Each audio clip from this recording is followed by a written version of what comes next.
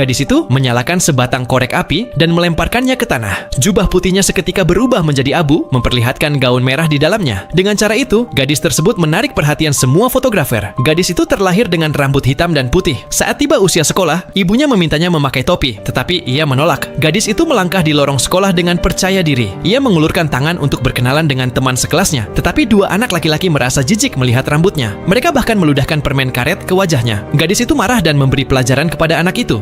Untuk membalas dendam kepada gadis aneh itu, teman-temannya bahkan melemparkannya ke dalam tong sampah. Namun, gadis itu tidak mau menyerah. Ia membalas anak laki-laki itu dengan sengit. Kepala sekolah memanggil gadis itu ke ruangannya berulang kali. Ia terus memberinya poin pelanggaran. Akhirnya, kepala sekolah tidak tahan lagi. Ia memanggil ibu gadis itu dan ingin mengeluarkannya dari sekolah. Demi melanjutkan pendidikan anaknya, sang ibu harus mengemudi untuk meminta bantuan teman. Ia menyuruh gadis itu menunggu di mobil, tetapi gadis itu diam-diam masuk ke dalam gedung. Ia tertarik oleh pertunjukan busana, tetapi kepala pelayan segera menemukannya. Mereka melepaskan 3 anjing Dalmatian. Untungnya, gadis itu berhasil lolos dari serangan dengan berayun di ayunan. Lalu ia berlari keluar dengan panik. 3 anjing itu mengejarnya. Atas perintah Baroness, anjing-anjing buas itu menyerang ibu gadis tersebut. Sang ibu terjatuh dari tebing. Gadis itu menyaksikan kejadian itu dan meneteskan air mata kesedihan. Ketika gadis itu tumbuh dewasa, ia menjadi seorang perancang busana dan belum melupakan dendamnya. Sasarannya adalah Baroness. Pada sebuah pesta busana, gadis itu memarkir truk sampah di luar. Saat penutup truk dibuka, tumpukan pakaian kotor tumpah keluar. Gadis itu tersenyum sambil berdiri dari tumpukan sampah. Lalu ia naik ke atas truk sampah. Saat truk itu melaju, semua orang menyadari bahwa tumpukan sampah itu adalah gaun sepanjang 10 meter. Gadis itu berdiri di atas truk dan tertawa keras.